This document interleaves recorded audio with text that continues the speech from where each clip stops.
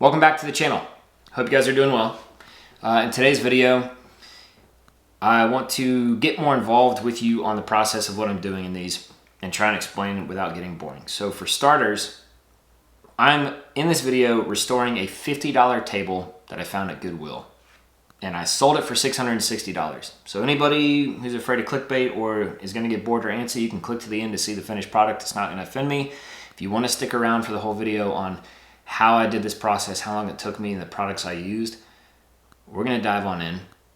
And just before I do that, a couple notes. Thanks for hanging out. Thanks for subscribing if you are. Thanks for giving a thumbs up if you like it. And I hope you stick around. The goal of this channel for me is to share what I've learned in the 10 years I've been a furniture builder.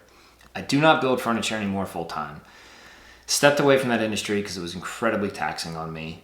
And I was just overwhelmed with how I had kind of handled the business and scaled it. So I no longer do that full time.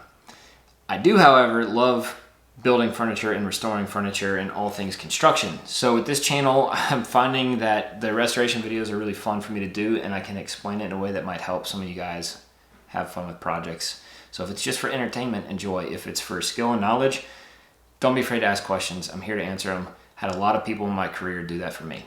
So let's dive on in straight to the project. $50 Goodwill table. Let's go. All right. This is an acacia wood table. Acacia is technically a hardwood, but it's a very soft hardwood from the South Pacific, I believe. And this table is pretty banged up. A lot of water damage, a lot of scratches, a lot of heat damage. So the first thing I want to do is just kind of test out the top coat with my 2-inch flooring scraper. And this stuff's coming off super easy, like just incredibly quickly. And I jump in on the Rotex to test it. I like testing all of my methods first to see which one's going to be most efficient, because different finishes react differently to different techniques for removing said finishes. Right out the gate, I can tell you, hey, I'm not going to use Citrus Strip or a stripping agent on the top of this table because this is going so incredibly quickly. I'm rocking an 80 grit on a 6-inch Rotex Festool sander.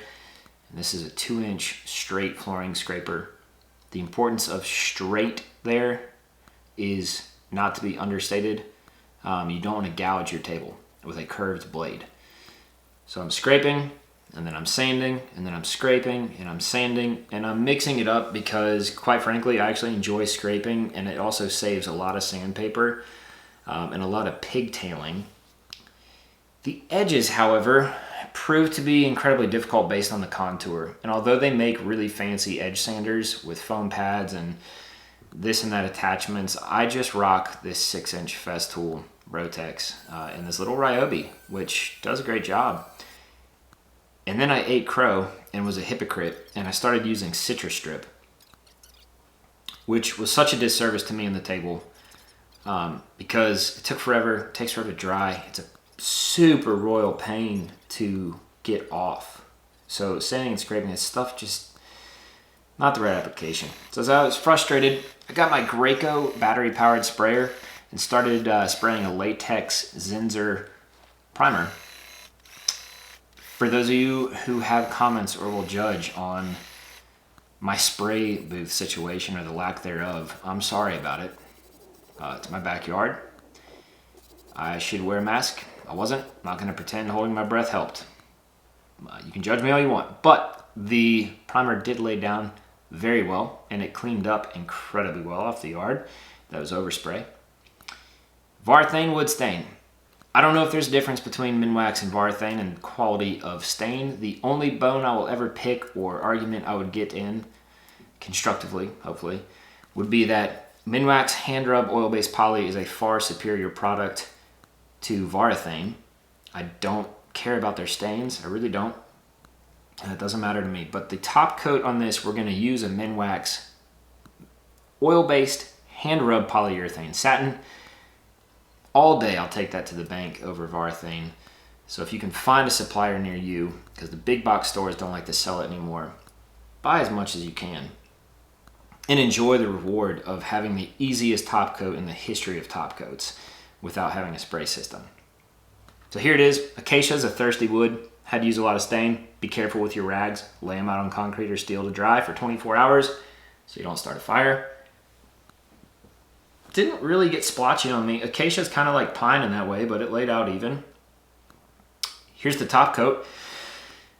Minwax hand rub polyurethane oil-based, one rag, one application to seal, a second application after a scuff sand to build up some protection, and it lays down really well. And I actually decided to go back in with another coat, and I'll show you that here shortly.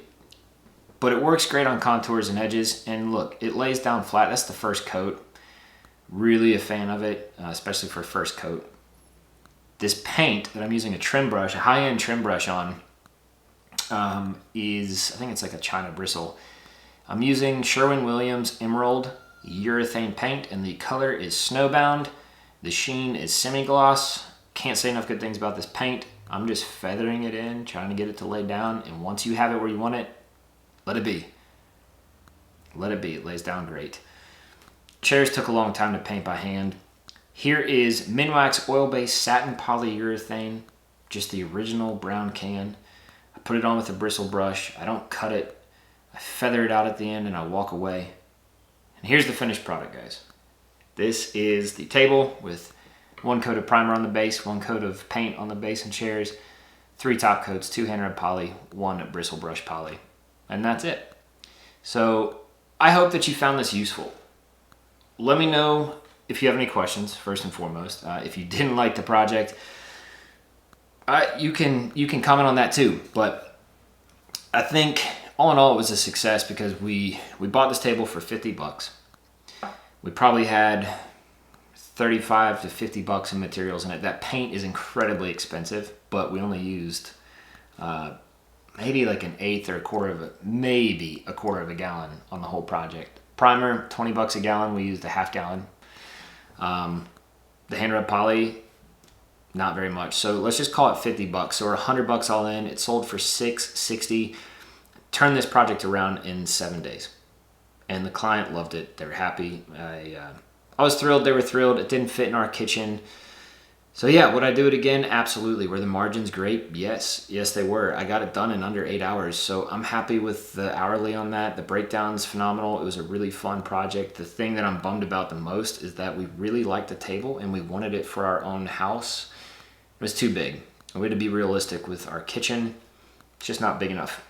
So you guys, if you like what you saw, do me a favor, thumbs up or subscribe, leave a comment. If you have questions, comment, and I do my best to get back to you. I promise I'll do my best to get back within a week. I'm going to be posting a lot more of these because I'm having a really fun time doing them. So I hope you guys are having a good time. I hope you're learning something. As always, wherever you are, whatever you're doing, I hope you're doing it well. From our channel to your home, best wishes. See you guys.